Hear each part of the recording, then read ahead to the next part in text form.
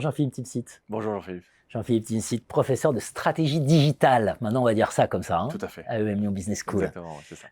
Votre dernier ouvrage, Déplatformiser. Quel titre, Déplatformiser. Intriguant, hein? Ouais, très beau titre.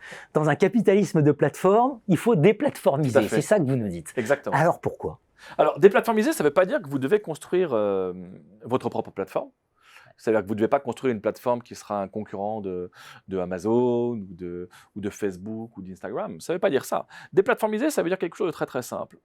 Dans la stratégie moderne, il y a des entreprises, lorsque la stratégie a changé avec l'avènement du web, 90-92, il y a des entreprises qui ont émergé et qui ont saisi l'opportunité plus vite que les autres. Elles ont utilisé des techniques modernes de la stratégie qui reposent par exemple sur les personas, la compréhension fine du comportement de l'audience. Ces entreprises-là, elles ont bougé plus vite. Et en bougeant plus vite, elles ont construit des stratégies qui sont assez terrifiantes et qui écrasent tout le monde aujourd'hui. Je vais prendre un exemple très simple, l'exemple de quelqu'un que je connais. Je vais utiliser le prénom Elisa. Donc Elisa était cadre dans le secteur bancaire à Paris. Elle s'ennuyait dans son travail et elle avait un compte sur Instagram et elle avait du succès en montrant ses créations de mode. Et comme ça lui plaisait, ce qu'elle a fait, comme ça commençait à marcher, elle a créé un module Insta Shopping, qui est le module de vente directe d'Instagram. Et elle a commencé à créer ses propres vêtements, elle a commencé à les vendre. Elle a quitté son travail dans la banque et elle a commencé à vendre des vêtements en ligne. Elle n'a pas gagné plus que ce qu'elle gagnait dans la banque, mais au moins elle faisait uniquement ce qui lui plaisait. Et elle a commencé à vendre en ligne, elle avait de l'audience, elle avait du monde, ses posts marchaient bien le matin et le soir, tout se passait bien. Et du jour au lendemain, elle a publié un post et ça a été un échec. Seulement quelques vues. Le soir, pareil. Le lendemain, pareil. C'est à ce moment-là que moi, j'ai fait sa connaissance parce qu'elle m'a demandé ce qui se passait. Et on a très vite vu que le problème était très simple. En fait, Elisa a été shadowban. Shadowban, ça veut dire quoi? Shadowban, ça veut dire que vos publications sont invisibilisées par le réseau social sur lequel vous publiez. Shadowban. Elle est shadowban, elle disparaît. En fait. Et c'est ce qui s'est produit. Ça a duré plusieurs semaines. Alors, qu'est-ce qui s'est passé? En fait, il y a plusieurs paramètres sur les réseaux sociaux. Si vous faites quelque chose qui est profondément illégal ou interdit par les CGU, vous êtes banni, vous êtes viré du réseau social.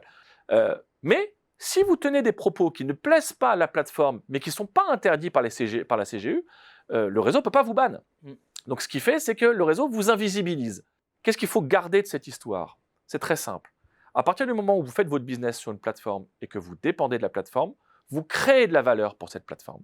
Cette valeur, la plateforme l'absorbe intégralement. Mais quand vous voulez avoir de l'autonomie sur cette plateforme et tirer de la valeur, c'est-à-dire générer de l'attrition pour la plateforme, on va parler d'attrition si vous le souhaitez, générer de l'attrition, c'est-à-dire faire sortir les gens de la plateforme, là, la plateforme vous bloque, elle vous limite. Qu'est-ce qui se passe? En fait, il y a un mécanisme qui s'appelle les attritions antagonistes. Une plateforme lutte contre l'attrition. L'attrition, c'est la baisse du nombre d'abonnés. Pour une plateforme, le nombre d'abonnés en croissance, c'est absolument fondamental. Pour deux raisons. Un, les publicités. Et deux, la capitalisation boursière. Dans son rapport annuel, un réseau signale, Meta par exemple, signale la croissance d'Insta.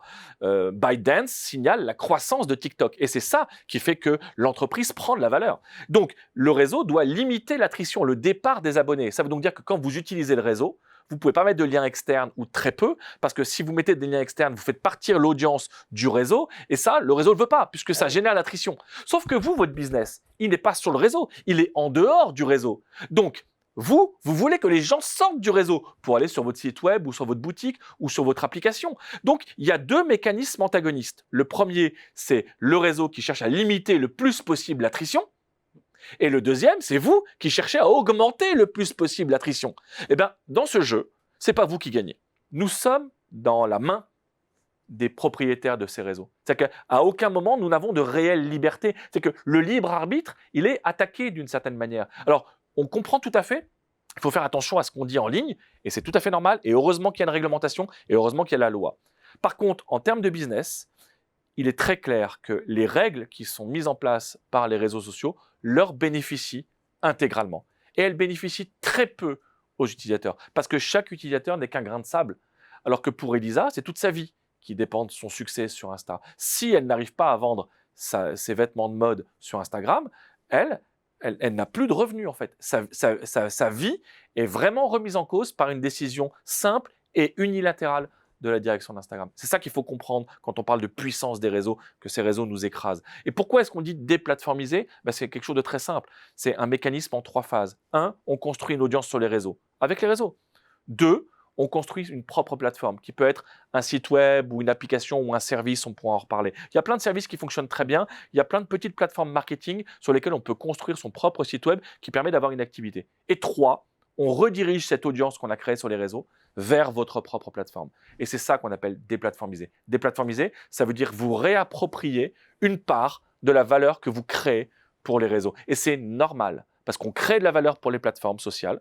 C'est normal qu'on puisse en tirer, nous, une partie du bénéfice, parce qu'on crée cette valeur nous-mêmes par notre travail, par nos publications, par notre production de contenu et puis par notre relation aux autres. Bien sûr. Merci Jean-Philippe Timsit. Ça a été un plaisir.